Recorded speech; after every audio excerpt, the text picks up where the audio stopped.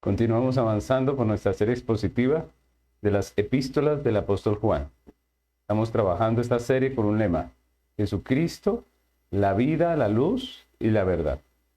Hoy es nuestro sermón número 14 de esta serie y se titula Prueba de los afectos. Prueba de los afectos. Vamos a estudiar en esta ocasión Primera de Juan, capítulo 2, versículo 11, que dice, este versículo dice: Pero el que aborrece a su hermano está en tinieblas y anda en tinieblas y no sabe a dónde va, porque las tinieblas le han cegado los ojos. Hoy en día, cuando nosotros escuchamos hablar a una creyente, a una persona, acerca de la sana doctrina,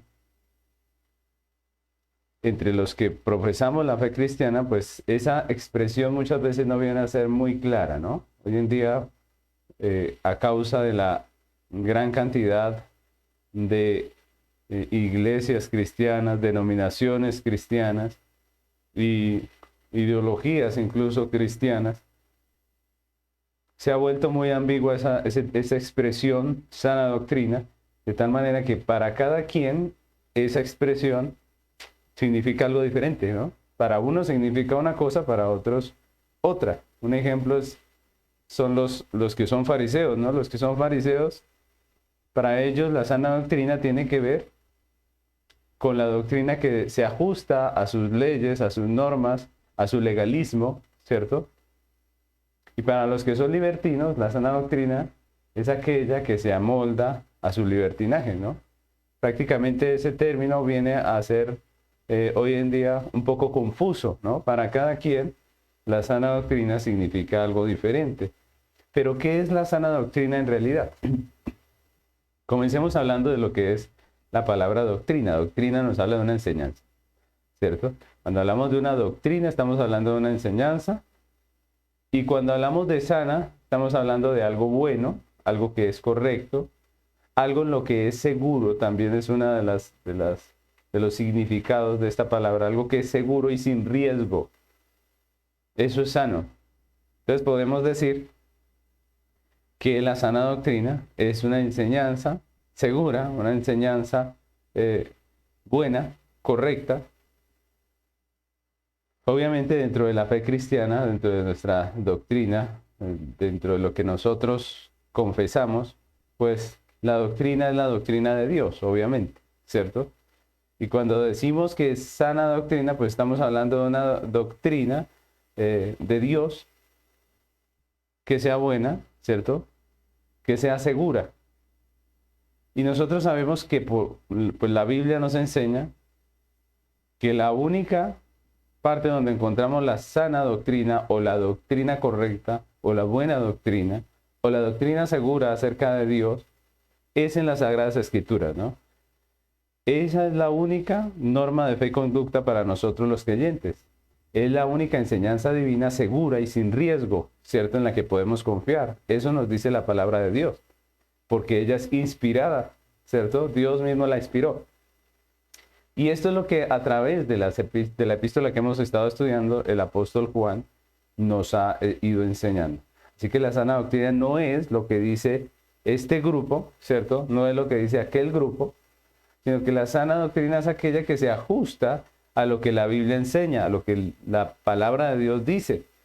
No es sana doctrina porque sea muy celosa, ¿cierto? Porque aparente piedad, no. Es sana doctrina porque es bíblica, ¿cierto? Porque sale de la Biblia, emana de las Sagradas Escrituras, y por eso podemos decir que es una sana doctrina. Pero cuando vamos a la Biblia y examinamos un poco más este término, o examinamos algunas declaraciones de lo que la Biblia dice acerca de la sana doctrina, pues nos damos cuenta que la sana doctrina no es solamente una enseñanza para la mente, es decir, no es simplemente coger a una persona, enseñarle ciertas cosas y que él las memorice, las tenga en su mente y pueda tal vez hasta recitarlas de memoria. Eso no es sana doctrina según la Biblia, sino que nosotros encontramos que en la Biblia la sana doctrina va más allá de simplemente una enseñanza o algo que se graba en la mente, y nos habla de algo que moldea nuestra vida, ¿no? La sana doctrina es algo que tiene que ver con la vida completa del creyente.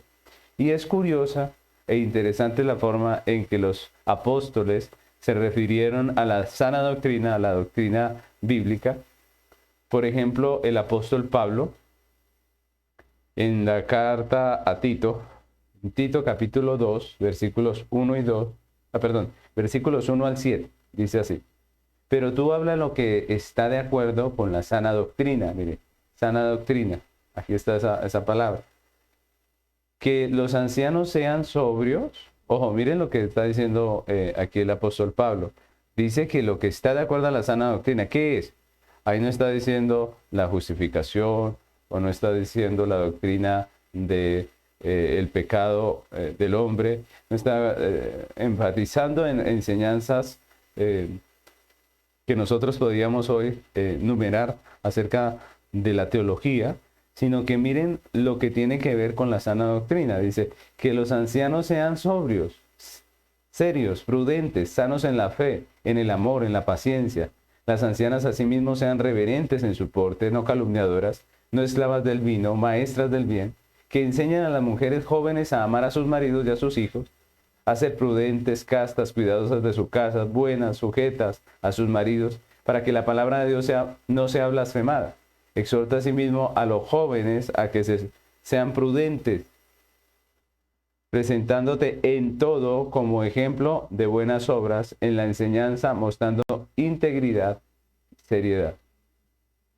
Miren cómo el apóstol Pablo habla de la sana doctrina como algo que no es solamente enseñanza para la mente, sino como algo que es vívido, ¿cierto? Algo que tiene que ver con la vida del que profesa esa fe.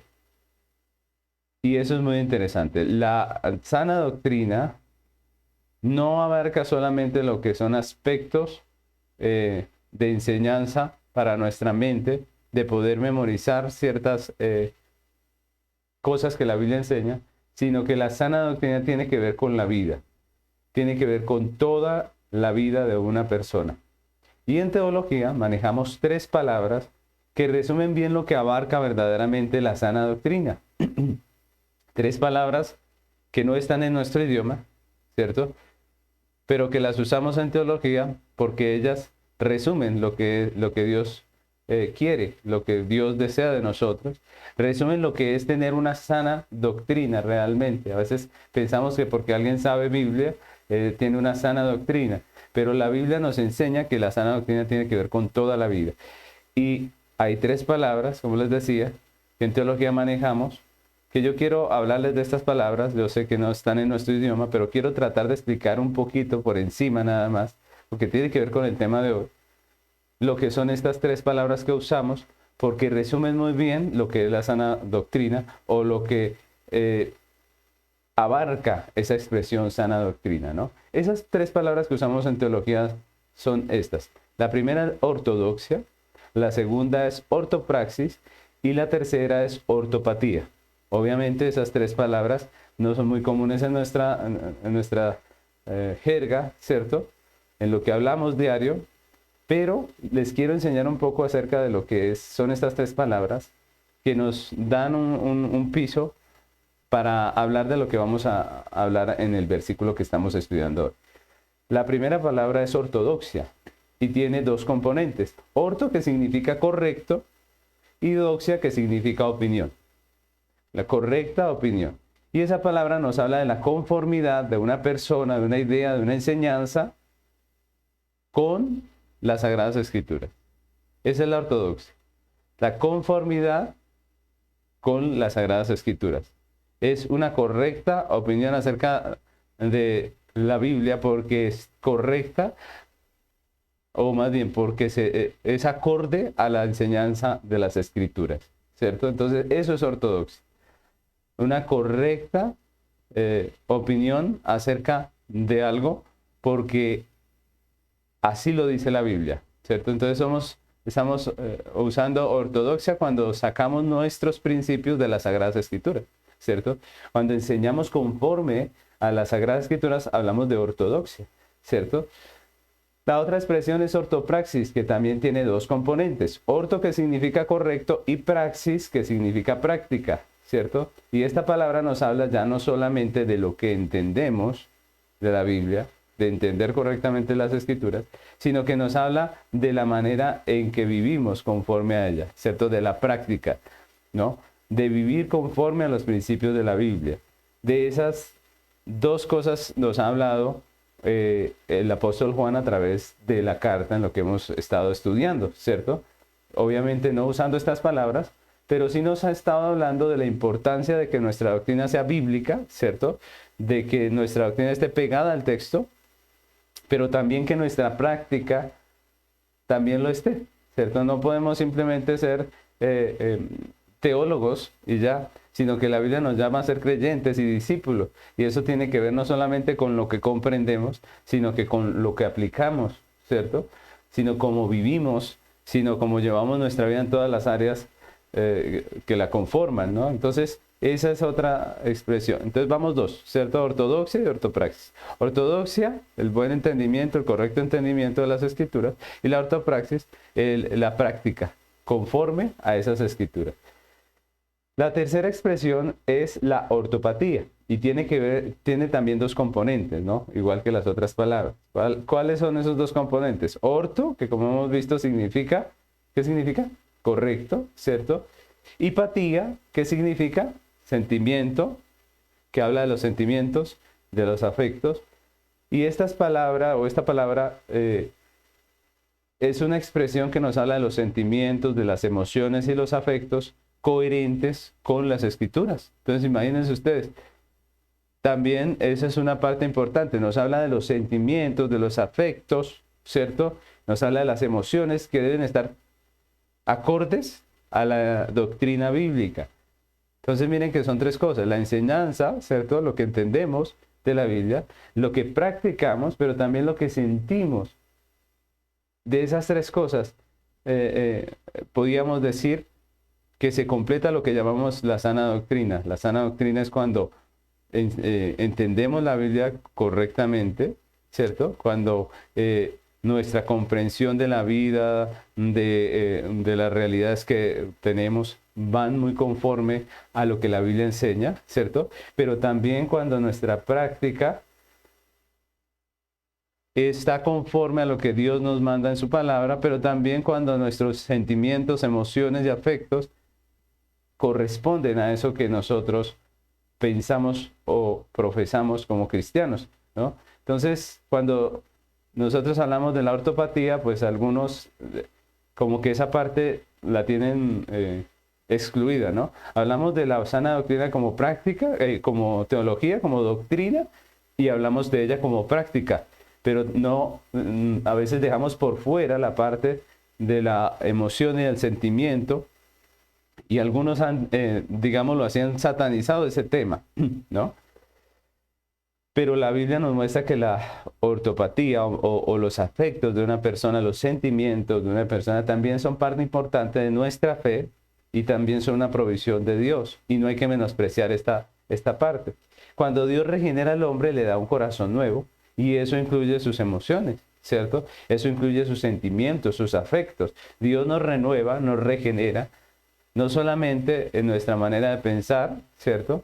No solamente en nuestra práctica, sino también en nuestros sentimientos, de tal manera que la vida cristiana no es solamente obediencia rígida, ¿cierto? Sino que es una entrega de corazón. Y la Biblia la muestra así. La vida cristiana es una entrega de corazón. Ezequiel 36, 25 al 27 dice: esparciré sobre vosotros agua limpia y seréis limpiados de todas vuestras inmundicias, y de todos vuestros ídolos os limpiaré. Os daré corazón nuevo y pondré espíritu nuevo dentro de vosotros, y quitaré de vuestra carne el corazón de piedra y os daré un corazón de carne. Y pondré dentro de vosotros mi espíritu y haré que andéis en mis estatutos y guardéis mis preceptos y los pongáis por obra. Este tema de los afectos, de los sentimientos, de las emociones en la iglesia cristiana se ha llevado en muchos casos a extremos negativos, a extremos que rayan ya en la manipulación. Y eso ha provocado que las personas sean un poco apáticas las personas que quieren una doctrina bíblica sean un poco apáticas a esta realidad de los sentimientos y de las emociones. Pero nosotros no podemos pensar que los sentimientos son malos, que las emociones son malas. Todo lo contrario. Debemos recordar que eso es una provisión de Dios. Y no deberíamos tenerle miedo al tema de las emociones y de los sentimientos dentro de la iglesia, porque nuestro deber como cristianos es ilustrarnos en todos los temas de acuerdo a las Escrituras. Lo que debemos es mirar lo que la Biblia dice acerca de nuestros sentimientos, emociones y afectos. Es cierto que hoy en día hay muchas ideologías cerradas en el mundo que ponen las emociones y los sentimientos como prioridad, y eso está mal. Obviamente, nosotros sabemos que eso está mal.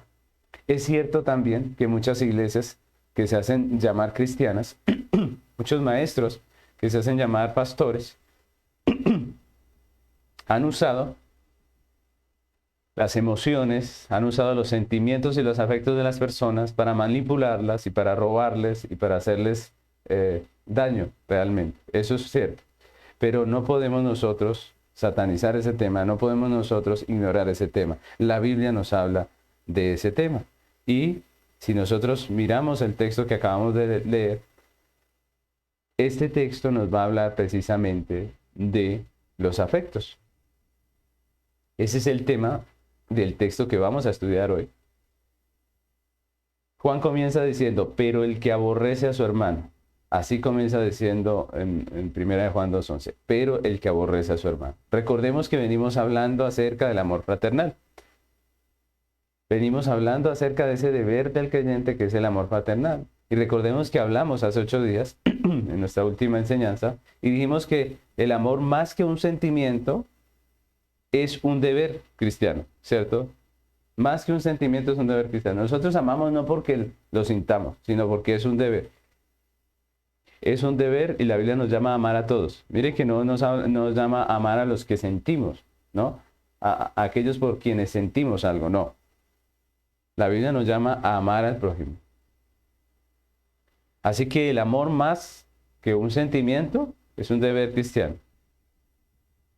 Pero ese deber cristiano produce unos afectos, obviamente. Cuando nosotros amamos, cuando procuramos el bien de los demás, entonces eso genera unos afectos. Y ese sentimiento es lo que algunos han confundido y han llegado a pensar que el amor es simplemente un sentimiento. Y que entonces por algunos sí se siente y por otros no. Y entonces no hay amor hacia este porque no siento nada. Pero la Biblia nos llama a amar de esa manera. La Biblia nos dice que el amor es una práctica nuestra, que es un deber del creyente y que obviamente los sentimientos se generan, pero el amor es el deber. El sentimiento se genera, ¿cierto? Pero el amor es el deber. Dios nos llama a amar, así lo sintamos o no. Tanto que nos llama a amar a nuestros enemigos, veíamos hace 8 días. Así que lo que la Biblia nos enseña es que el amor es un deber, ¿cierto? Y que obviamente ese deber de amar a los demás, de procurar su bien, pues genera unos afectos, ¿cierto? Pero en este texto que nosotros acabamos de leer, Juan está terminando la idea del amor al prójimo, del amor al hermano. Está terminando esa idea que viene hablando en los versículos anteriores y la termina hablando de la persona que profesa ser creyente, pero aborrece a su hermano, ¿cierto? De eso es que termina hablando en esta idea que está exponiendo Juan. Y ese versículo quise tomarlo específicamente aparte, porque nos habla de esta parte que es también importante, que son los afectos. No solamente el deber que tenemos de amar, sino también los afectos que se generan en medio de nuestras acciones, ¿no? Y me parece importante porque esa palabra que nosotros leemos allí, aborrecer, expresa todo lo contrario a lo que es el amor. Hace 8 días hablábamos del amor fraternal, pero esta palabra aborrecer expresa todo lo contrario a lo que es el amor. Expresa todo lo contrario a lo que veíamos hace 8 días del amor, que es la procura del bien de nuestro prójimo. El odio procura es el mal para el prójimo. Y nos habla precisamente de eso, ¿no? de unas acciones que son contrarias a nuestro prójimo, pero también de un sentimiento que se anida en el corazón. Y si nosotros miramos el significado de esta palabra en el original, significa odiar y despreciar. Esos son sentimientos. El odio y el desprecio hacia una persona. Y por eso quiero tocar este tema importante de los sentimientos que se generan en medio de nuestras acciones. Esto obviamente va más allá de no amar al hermano, ¿cierto? Recordemos que hace 8 días hablamos del amor al hermano y podríamos llegar a pensar que una persona que hace parte de una iglesia puede llegar a no amar a su hermano, a no procurar su bien, ¿cierto? Esto ya sería pecado. Pero el texto nos habla de odiar, ¿cierto? Y cuando nos habla de odiar, eso va más allá de simplemente no amar, ¿cierto? No. Cuando nos hablan de odiar, ya nos están hablando de algo más que simplemente no amar. Nos están hablando de intentar, de pensar, de sentir algo contra nuestro hermano.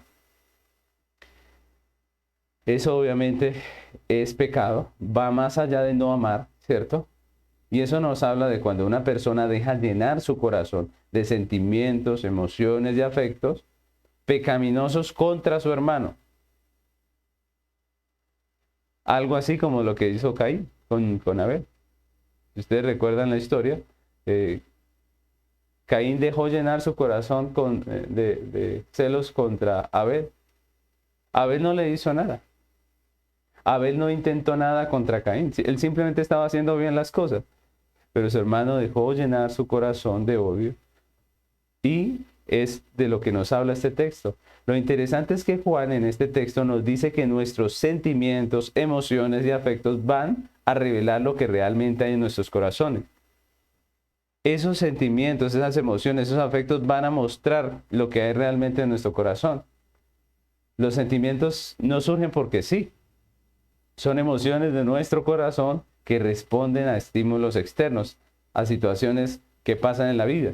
Y el asunto aquí no son los estímulos externos, las circunstancias de la vida, sino la realidad de nuestro corazón. Y Juan en este texto nos va a hablar de 3 cosas que revelan nuestros sentimientos y afectos hacia los hermanos. Los sentimientos, los afectos que tenemos hacia los hermanos revelan 3 cosas acerca de nosotros, no de nuestros hermanos, de nosotros. Y es lo que nos va a hablar hoy el apóstol Juan. Y yo quiero que miremos esas 3 cosas de las que hablan nuestros afectos acerca de lo que somos nosotros. Lo primero que revela nuestros sentimientos y afectos es el estado del corazón. Vamos a ver 3 punticos sencillos. El primero es el estado del corazón. Juan comienza diciendo, pero el que aborrece a su hermano está en tinieblas. Y esta palabra denota un estado de permanencia, ¿cierto? Cuando dice está en tinieblas. Denota un estado de permanencia, quiere decir que la persona nunca ha salido de ese estado, siempre ha permanecido allí. Y claramente lo que Juan nos está diciendo es que un sentimiento de odio y de desprecio hacia un hermano de la congregación, un sentimiento de odio constante, permanente hacia una persona miembro de la iglesia, hacia un hermano, pues está mostrando que el corazón de esta persona está en tinieblas. Nunca ha estado en la luz, ¿cierto? Siempre ha permanecido en tinieblas. Quiere decir que nunca ha sido salvo o que no ha recibido la luz del evangelio, que está perdido, que no es una persona creyente. Y miren esa afirmación de Juan tan drástica, ¿no? Esta era la realidad de muchos de los falsos maestros. Recordemos el contexto de la carta, ¿cierto? Habían falsos maestros y esa era la realidad de muchos falsos maestros que se habían infiltrado en la iglesia y que rechazaban a aquellos que los contradecían. Ellos empezaron a predicar sus falsas doctrinas y algunos hermanos que estaban bien parados en la verdad, pues les decían, eso que usted dice no está en la Biblia, eso no es bíblico. ¿Qué hicieron estos falsos maestros con estos hermanos que les refutaban sus falsas doctrinas? Pues empezaron a odiarlos y a despreciarlos, ¿cierto? A aborrecerlos, como dice el texto. Y Juan está hablando precisamente de esto. Juan dice que el odio de estas personas que el desprecio de estas personas hacia los otros creyentes, a los creyentes que les refutaban sus mentiras, pues lo único que deja en evidencia es que ellos no han sido salvos, que ellos no son parte de la congregación, que ellos no han recibido la luz del Evangelio, que todavía están en oscuridad, que no les ha alumbrado la luz de Cristo. Y en la Biblia encontramos que en el corazón no regenerado es el que vive a la merced de su pecado, dando lugar a sentimientos, a emociones, a afectos pecaminosos. Son los impíos, son los no creyentes, son aquellas personas que no han recibido verdaderamente la luz del Evangelio, son aquellos que no tienen a Cristo, los que viven a la merced de su pecado, los que anidan en sus corazones sentimientos, afectos, emociones pecaminosas. El apóstol Pablo, advirtiendo precisamente a Timoteo de los falsos maestros, le escribe, y mire cómo los describe dentro de este texto en 2 Timoteo 3, del 1 al 5. Dice la palabra de Dios: también debes saber esto, que en los postreros días vendrán tiempos peligrosos, porque habrán hombres amadores de sí mismos. Miren, yo quiero que notemos que Pablo está hablando de pecados y de afectos, sentimientos y emociones. Dice, porque habrán hombres amadores de sí mismos, ávaros, vanagloriosos, soberbios, blasfemos, desobedientes a los padres, ingratos, o sea, no agradecidos, impíos, sin afecto natural. Estamos hablando de los afectos, mire. Implacables, calumniadores, intemperantes, crueles, aborrecedores de lo bueno, traidores, impetuosos, infatuados, amadores de los deleites más que de Dios, que tendrán apariencia de piedad, pero negarán la eficacia de ella. A estos evita, dice el apóstol Pablo. Miren cómo él describe a los impíos. Notemos que esta descripción que hace Pablo nos habla del pecado, pero también de sus afectos, sus emociones, sus sentimientos. Ahora, yo quiero aclarar que eso no quiere decir que los creyentes no tengamos sentimientos, emociones, afectos pecaminosos, sino que cuando los tenemos, como somos creyentes, como hemos sido regenerados, pues nuestra reacción no es entregarnos a ellos, sino combatir contra ellos. Nosotros luchamos contra esas realidades de nuestra vida, que son emociones, que son sentimientos e incluso afectos, que son prohibidos por las Sagradas Escrituras. Nosotros sabemos lo que dice la Biblia y lo que hacemos es, como dice el apóstol Pablo, negarnos a hacer morir, dice la Biblia, ¿no? Colosenses capítulo 3, versículo 5, quiero leerles hasta el 9, dice la palabra: cosas por las cuales la ira de Dios viene sobre los hijos de desobediencia. Perdonen. Colosenses 3:5 dice, haced morir pues lo terrenal en vosotros. ¿Qué? Haced morir. Mira, a los creyentes les dice hagan morir. Los impíos ya nos los describieron que son así, que ellos están entregados a eso. Pero a los creyentes les dice hagan morir pues lo terrenal en vosotros. Fornicación, impureza, pasiones desordenadas, malos deseos y avaricia, que es idolatría, cosas por las cuales la ira de Dios viene sobre los hijos de desobediencia. Dice, en las cuales vosotros también anduvisteis, ¿cuándo? En otro tiempo. Miren que se espera que el creyente ya no ande así, ¿cierto? Cuando vivíais en ellas, dice, pero ahora dejad también vosotros todas estas cosas, ¿cuáles? Ira, enojo, malicia, blasfemia, palabras deshonestas de vuestra boca. No mintáis los unos a los otros, habiendo despojado del viejo hombre con sus hechos. Los creyentes tenemos estos sentimientos, estos afectos muchas veces que son pecaminosos, estas emociones, claro que sí, las tenemos. Pero ¿qué dice la Biblia? Por nuestro estado de regenerados, pues hacemos morir lo terrenal en nosotros. Combatimos, luchamos contra estas cosas, porque somos creyentes. Pablo presenta aquí sentimientos pecaminosos, como él mismo habla y dice allí, comunes a los impíos, pero que los creyentes estamos llamados a hacer morir, dice la Biblia. Si somos creyentes y tenemos una buena ortodoxia, es decir, una buena comprensión de la palabra de Dios, una buena ortopraxis, es decir, una práctica que se conforma a la enseñanza bíblica, entonces tendremos una buena ortopatía, es decir, manifestaremos sentimientos, emociones, afectos coherentes con nuestra fe. conforme a lo que la Biblia nos llama. Por el contrario, una persona impía pues da rienda suelta hacia sentimientos que son pecaminosos, que son contrarios a lo que la Biblia nos enseña. Les pongo un ejemplo. Cuando una persona prospera en los negocios, en el mundo muchas de las personas lo que hacen es reaccionar con envidia, ¿cierto? El impío reacciona con envidia y procura más bien entorpecer el éxito de su prójimo. Pero cuando en la iglesia un hermano prospera y de pronto uno no, ¿cierto? Nosotros, ¿qué dicen? ¿También sentimos envidia o no? También nosotros sentimos envidia muchas veces. Pero nosotros conocemos la Escritura que dice que debemos gozarnos con el que se goza, ¿cierto? Que nos llama a amar a nuestro prójimo y a procurar su bien, que nos llama a arrepentirnos de nuestro pecado. Nosotros conocemos la doctrina, es decir, eso es ortodoxia, ¿cierto? Conocemos lo que dice la Escritura, sabemos cuál es la sana doctrina al respecto. Entonces la aplicamos y lo que hacemos es pedirle perdón a Dios, obviamente, por ese sentimiento, y acercarnos a nuestro hermano que acabó de obtener un logro, un éxito en sus negocios. Nos acercamos al hermano, lo felicitamos, lo abrazamos sinceramente, y eso ya es ortopraxis, ¿cierto? Ya aprendimos lo que la Biblia dice, pues lo ponemos en práctica.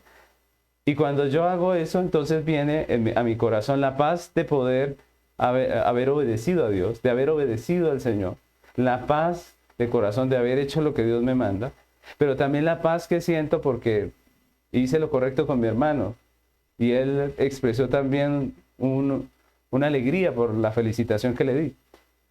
Y entonces vemos que se crea lo que es la ortopatía, un sentimiento, una emoción que es acorde a lo que la Biblia dice. ¿Sí se dan cuenta la diferencia? El impío alimentó su pecaminosidad, el creyente sintió como la Biblia dice, ¿cierto? Al principio fue tentado, pero él hizo lo que la Sagrada Escritura dice, ¿no? Entonces, como podemos ver, la expresión de nuestros sentimientos revela realmente lo que hay en nuestro corazón, como dice el apóstol Juan. Lo segundo que revelamos con nuestros sentimientos y afectos es el camino por donde andamos, el camino por el que andamos.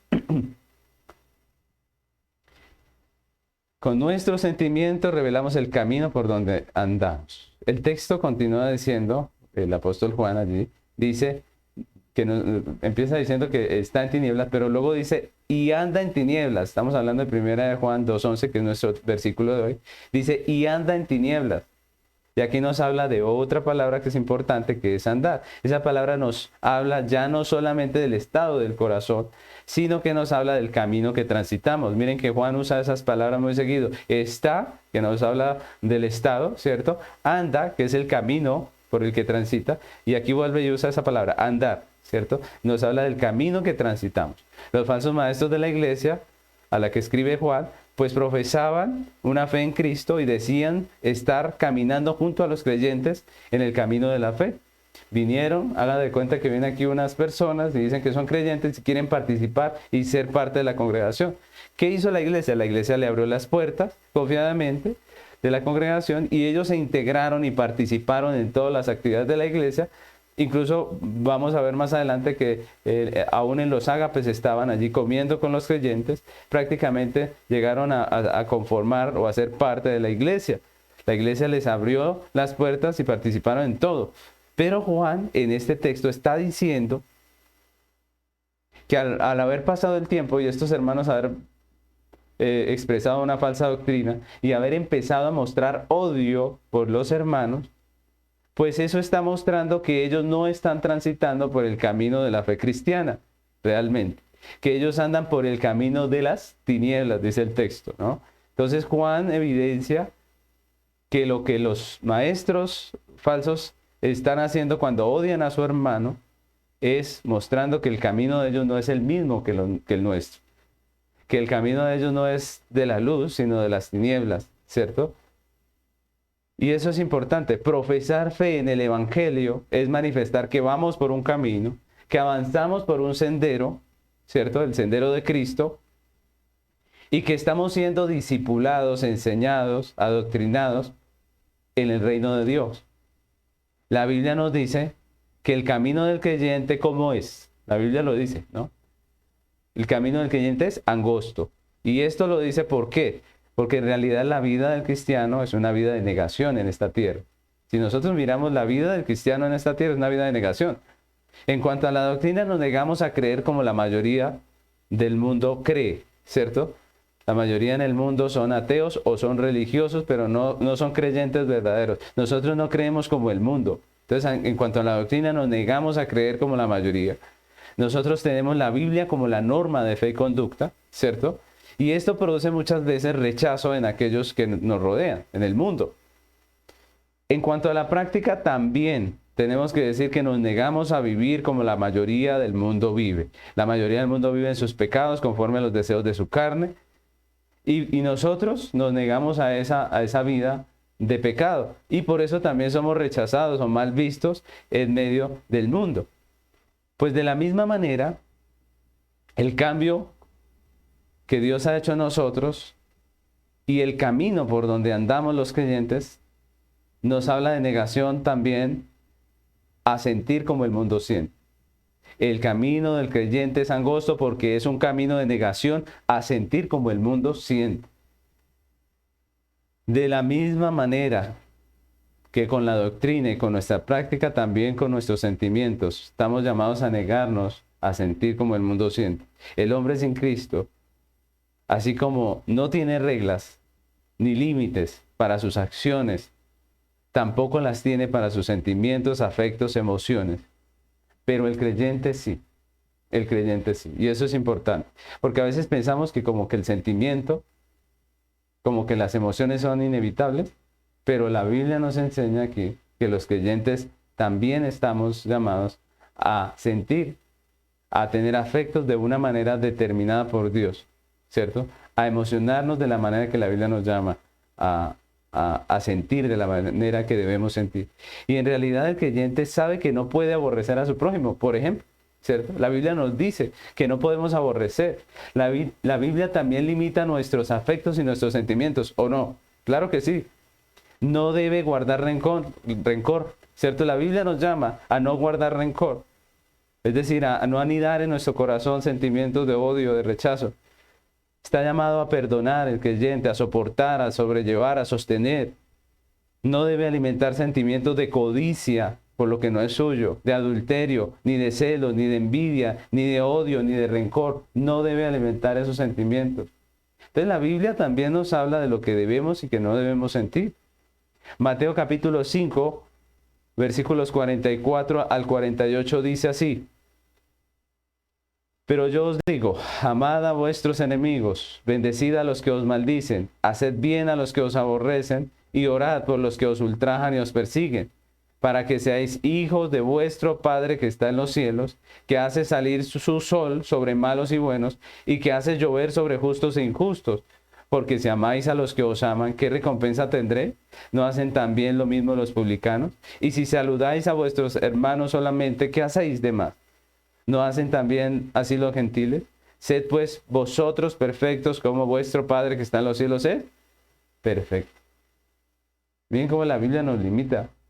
Tenemos un enemigo, pues no lo puedes odiar, dice la Biblia. No le puedes guardar rencor.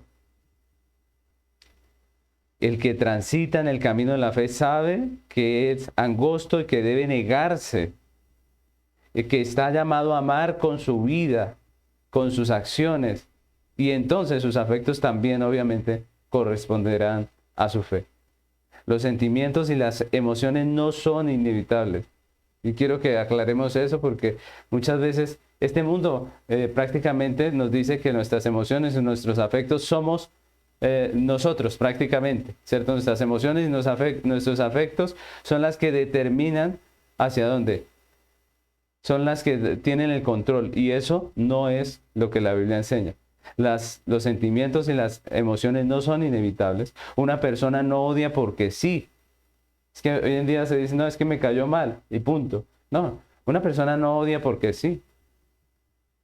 Una persona odia porque algo le molesta. Empieza con algo que le molesta en su prójimo y comienza a alimentar sentimientos, emociones contrarias hasta que llega a odiarlo. A veces es la envidia. Y uno dice, yo no sé por qué, pero esa persona me cayó mal desde que la vi. ¿No será porque es más exitosa que usted?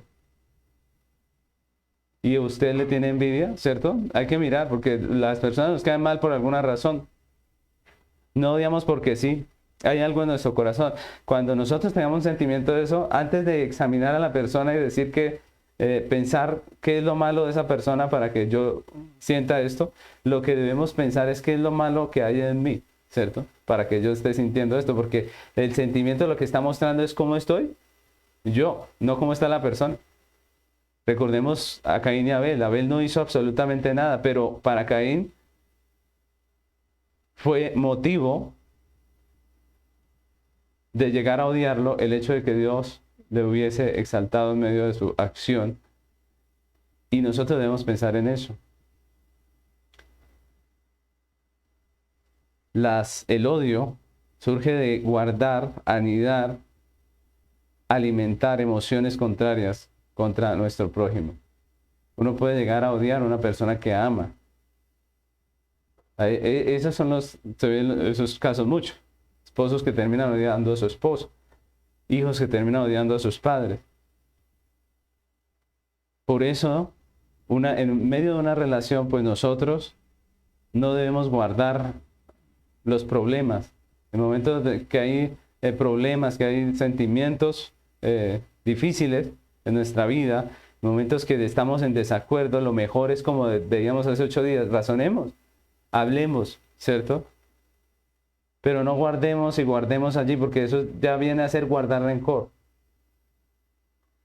O si ve que el asunto no se puede arreglar razonando, pues confesémoslo delante de Dios. No guardemos, perdonemos a la persona, así sea terca.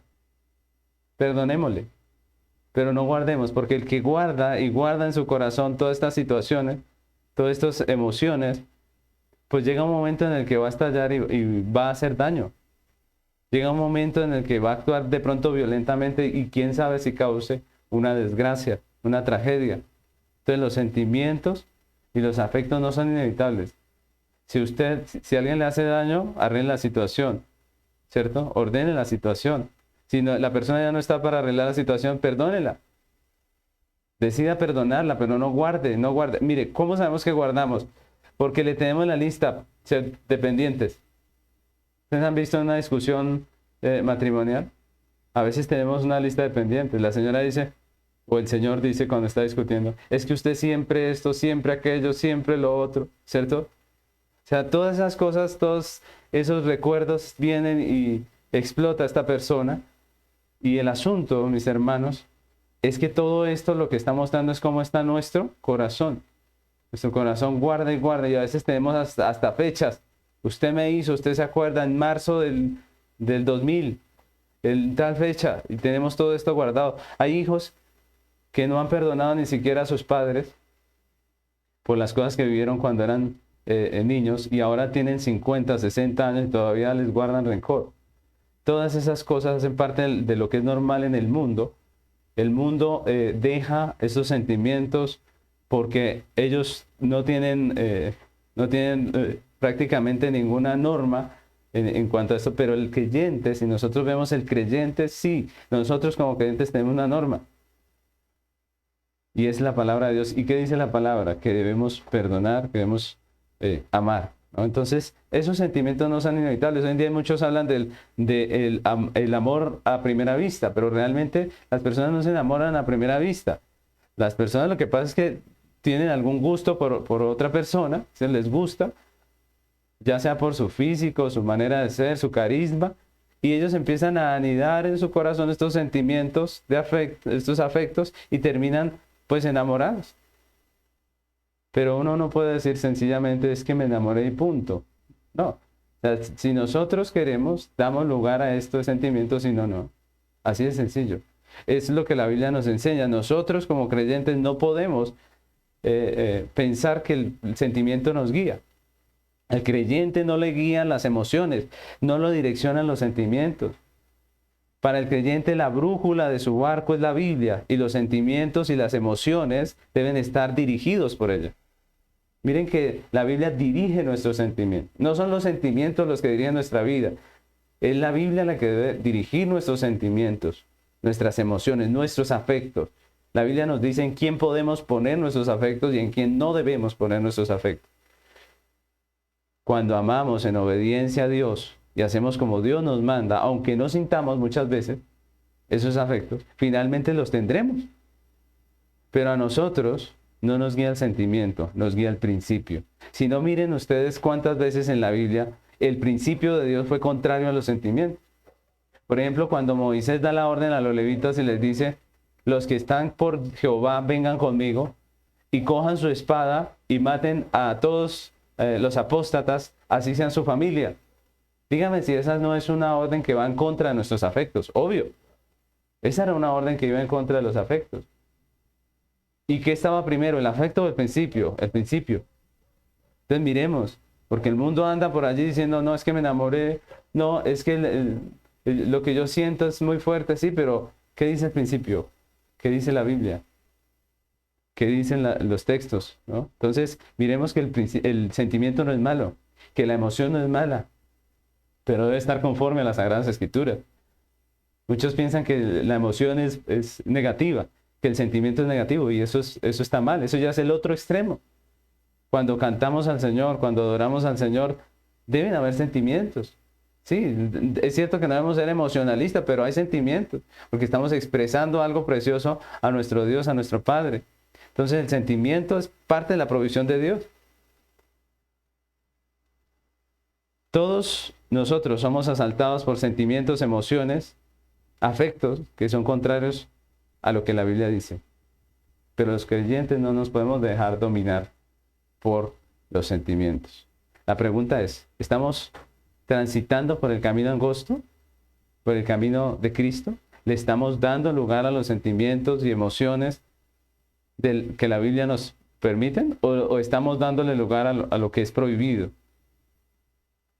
Lo tercero que nos revela, lo que revela nuestros sentimientos y nuestros afectos, es la meta que perseguimos. Ese es el tercer punto, la meta que perseguimos. En nuestro texto, Juan termina diciendo, y no sabe a dónde va, porque las tinieblas le han cegado los ojos. No sabe a dónde va. Juan habla de la persona que aborrece a su hermano como alguien que no tiene una meta clara, alguien que no sabe a dónde va, y la expresión de nuestros sentimientos habla de la meta que perseguimos en la Biblia. Es lo que Juan está diciendo. El odio de los maestros gnósticos por los creyentes, por los maestros de la palabra que predicaban la fe bíblica, pues estaba dejando claro que la meta de ellos no era la de un creyente, no es la de un cristiano, que ellos estaban ciegos y no sabían por dónde andaban, que no sabían hacia dónde se dirigían, que no tenían la meta que él tiene el creyente. Para Juan, los sentimientos y los afectos muestran hacia dónde apunta la brújula de nuestra vida. Los sentimientos y los afectos que expresamos como hermanos muestran los afectos, muestran la meta o el fin hacia donde apunta la brújula de nuestra vida. Como dijimos al principio, los sentimientos son emociones que responden a circunstancias externas. Lo determinante no son las circunstancias externas, porque si nosotros analizamos, pues a todos nosotros tenemos circunstancias similares, todos nosotros pasamos por circunstancias parecidas, no iguales. Algunos tienen unas situaciones más graves en un área que en otra, pero al fin y al cabo, todos pasamos circunstancias, a todos nos ofenden en algún momento, ¿o no? ¿Cierto? A todos nos ofenden. Todos, en alguna medida, somos traicionados de alguna manera. Nos difaman. La gente comete errores contra nosotros, ¿o no? Nos contradicen. Nos quieren muchas veces dañar el rato, amargar el día. Y podríamos hablar de una cantidad de circunstancias que son comunes a todos. El asunto importante es cómo reaccionamos ante esas circunstancias. ¿Qué hacemos nosotros? Los impíos y los creyentes procedemos diferentes a las circunstancias, y eso deja claro muchas cosas de nosotros. Eso deja claro muchas cosas de nuestro corazón, y especialmente el fin que perseguimos. la meta que buscamos alcanzar. Eso es lo que Juan nos está diciendo. Y para entender lo que Juan nos quiere decir, pues examinemos por un momento algunos de los sentimientos comunes. Por ejemplo, la envidia. La envidia muestra claramente que soy orgulloso, ¿cierto? Que quiero sobresalir y que como mi amigo, mi hermano, la persona por la que siento envidia sobresalió y no fui yo, pues a mí me molesta, ¿cierto? La envidia muestra que mi meta es mi misma gloria. La envidia muestra que mi meta es mi misma gloria. Miren cómo los sentimientos hablan de la meta que perseguimos. Jesús, hablando de esta situación precisamente, dice en Mateo capítulo 6, versículos 1 y 2. Mateo 6, 1 y 2 dice: guardaos de hacer vuestra justicia delante de los hombres. ¿Para qué? Para ser vistos de ellos. De otra manera no tendréis recompensa de vuestro Padre que está en los cielos. Cuando pues deis limosna, no hagas tocar trompeta delante de ti, como hacen los hipócritas en las sinagogas y en las calles, para ser alabados por los hombres. De cierto os digo que ya tienen su recompensa. Y Jesús fue claro. Él dijo que cuando hagamos una buena obra, lo hagamos para la gloria de Dios. Si no, si lo hacemos para nuestra gloria, pues ya tenemos la recompensa. ¿Cuál era la recompensa de estos fariseos? De los fariseos de los que hablaba Jesús. Pues la felicitación de los hombres. Cuando lo hacemos por vanagloria y nos felicitan, ahí ya está la recompensa. Y Jesús dice: no esperen recompensa de mi Padre. Prácticamente, si lo que motiva nuestras acciones es nuestro orgullo, nuestra arrogancia, nuestra vanagloria, pues entonces no podemos decir que lo estamos haciendo para la gloria de Dios. Y miren que nosotros muchas veces nos engañamos en eso. Decimos, lo estoy haciendo para la gloria de Dios. Pues la pregunta es, ¿eso es cierto? Pero cuando no me felicitan, entonces yo me pongo mal, ¿cierto? Entonces cuando no me echan flores, pues yo me disgusto. La pregunta es, ¿para qué lo estamos haciendo? ¿Cuál es la razón? ¿A qué apunta nuestros sentimientos? Los sentimientos de avaricia manifiestan que la meta de la persona es el dinero. Hay personas que viven solo por el dinero, que les disgusta cualquier cosa que tiene que ver con el dinero, que no les beneficia y que se muestran hostiles, porque su fin en la vida es el dinero. Alimentar sentimientos codiciosos y adúlteros muestran que lo único que me interesa a mí es mi felicidad, no me importa lo que tenga que pasar con mi prójimo. Alimentar sentimientos de odio hacia el que me dañó muestra que mi fin es la venganza. Hacia allá es que apunta mi vida. Esa es mi meta. Por el contrario, cuando me niego al odio y perdono en obediencia a Dios y a su palabra, pues estoy mostrando que mi fin, que la meta que persigo es la gloria de Dios. Cuando me niego a la codicia y respeto lo que no es mío, estoy poniendo por encima el amor al prójimo, pero sobre todo el amor a Dios, que es el que me ordena, me manda amar a mi prójimo. Cuando me niego a la tacañería y glorifico a Dios con mis bienes, estoy mostrando que mi meta es el reino de Dios y no soy yo solo. Porque a mí me da tristeza, sinceramente, mis hermanos, las ideologías modernas que están llenas de egoísmo. Si ustedes miran, muchas de las maneras de pensar de hoy en día del mundo están llenas de egoísmo. Hay hombres que no quieren casarse para no sacrificar su independencia, ni compartir sus bienes con otra persona. Es egoísmo puro, ¿cierto? Esto es mío y que nadie me lo toque. Mujeres que no quieren tener un hogar para no tener que darle cuentas a nadie, que no quieren tener hijos para que no salgan estrías en el cuerpo y se les dañe su físico. Que si quedaron embarazadas, pues prefieren matarlos en el vientre, porque si los tienen, les va a dañar su futuro y ya después no pueden estudiar en la universidad, hacer todo lo que quieren. Es una ideología de orgullo, es una ideología egoísta. Pero qué hermoso, mis hermanos, es cuando se ama, cuando somos capaces de sacrificar nuestra independencia a los varones, nuestro dinero, nuestras posesiones, por amor a una persona. Cuando una mujer es capaz de sacrificar su físico por amor, eso es precioso. Que somos capaces de sacrificar nuestra comodidad por amor a una persona. Eso es bonito. Ese es Es maravilloso, es precioso. Cuando somos capaces de limitar nuestras ganancias económicas para compartirlas con otro. Todo eso muestra realmente hacia dónde va nuestro corazón. Mis hermanos, todas las metas terrenales del hombre son pasajeras. Todas las metas terrenales del hombre son pasajeras. La pregunta es, ¿qué queda al final cuando morimos? Esta semana murió un creyente de 55 años, un hombre que hizo por el reino. Y la pregunta es, ¿qué queda después de ese momento, de ese paso final? Lo único que queda realmente es lo que hicimos para la gloria de Dios.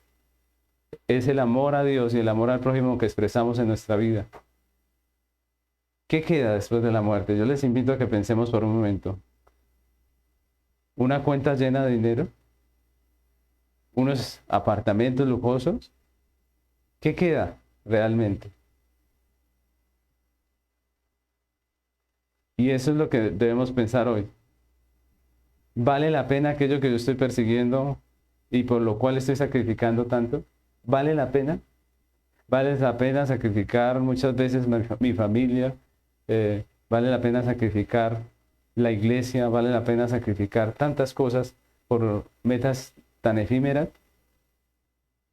Nosotros sabemos que la única meta que vale la pena y por la cual nosotros deberíamos vivir es para la gloria de Dios, para su gloria.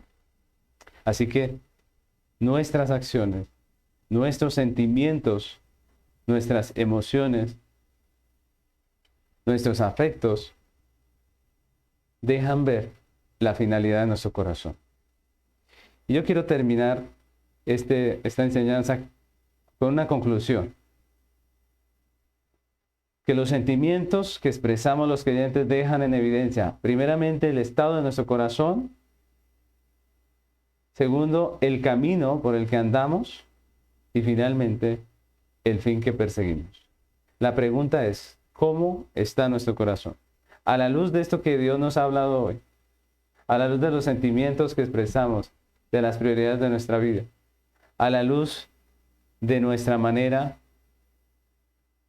de sentir, de lo que nos emociona, a la luz de nuestros afectos, ¿cómo está nuestro corazón?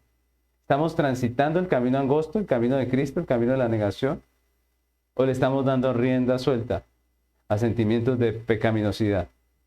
¿Estamos, como dice el apóstol Pablo, haciendo morir lo terrenal en nosotros, en nuestros sentimientos, en nuestras emociones, en nuestros afectos? ¿O estamos corriendo, dejándonos dirigir por emociones, por sentimientos? ¿Ponemos primero el principio bíblico? ¿O somos de los que la emoción les guía y les dirige? ¿Cuál es la meta a la que estamos apuntando? ¿Cuál es la meta a la que está apuntando nuestra vida, nuestros sentimientos, nuestros afectos? Yo quiero que terminemos orando al Señor, pidiéndole que nos ayude, no solamente a conformar nuestra doctrina a la Biblia, no solamente a conformar nuestra práctica a la Biblia, sino también a conformar nuestros afectos a las Sagradas Escrituras. Oremos. Señor amado, queremos agradecerte por esta preciosa enseñanza que nos has dado hoy. Señor, tenemos que reconocer que muchas veces nuestros afectos son contrarios a lo que tu palabra dice, que nuestro corazón pecaminoso se ve asaltado muchas veces por emociones, deseos, sentimientos que son contrarios a tu palabra, que ante las circunstancias pasajeras muchas veces nuestra reacción no es como debería, y te pedimos que nos ayudes cada día a conformar nuestros afectos a tu palabra. Ayúdanos, limpia nuestro corazón, ayúdanos a crecer también como cristianos en ese área, Señor, que nosotros podamos sentir, que nosotros podamos emocionarnos y tener afectos por lo que a ti te agrada, Señor. Límpianos del pecado que nos asedia, que nos tienta, Señor, y ayúdanos a conformar nuestra vida a tu palabra, Señor. Que la palabra de Dios sea la brújula de nuestra vida. Que nosotros podamos amar como tú nos has mandado, incluso si no lo sentimos. Ayúdanos a amar a nuestro enemigo, porque no es fácil. Ayúdanos a vivir en esta tierra, a expresar nuestros sentimientos y afectos con la libertad de aquellos que han sido redimidos y regenerados por tu gracia. Ayúdanos a poder amar de la manera en que tú nos llamas, Señor. Limpia nuestro corazón, limpia nuestros afectos, limpia nuestras emociones, nuestros sentimientos y ayúdanos a vivir para tu gloria. En el nombre de Cristo Jesús. Amén.